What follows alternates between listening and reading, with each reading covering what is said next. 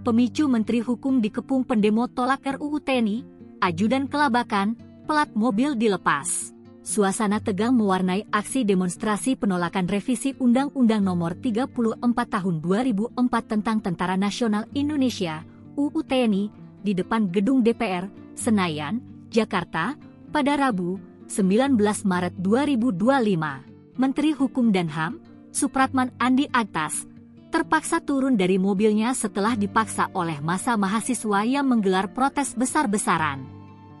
Kejadian itu bermula saat mobil yang dikawal patroli, Patwal, hendak melintas di depan gerbang Pancasila gedung DPR. Namun, ratusan mahasiswa dari Universitas Trisakti yang sedang menggelar unjuk rasa langsung menghadang jalan mobil tersebut.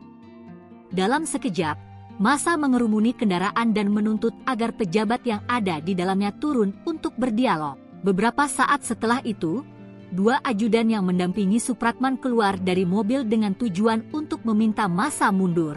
Namun, tuntutan mahasiswa untuk bertemu dengan Menteri Hukum tetap tak terbendung.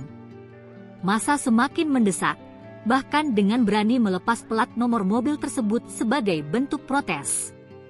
Turun, turun, turun, teriak para mahasiswa semakin membesar.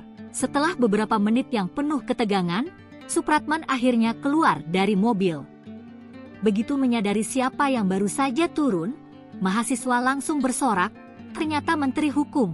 Menteri Hukum Supratman Andi Aktas mengatakan, terdapat 14 kementerian lembaga yang dapat diduduki prajurit Tentara Nasional Indonesia, TNI, aktif.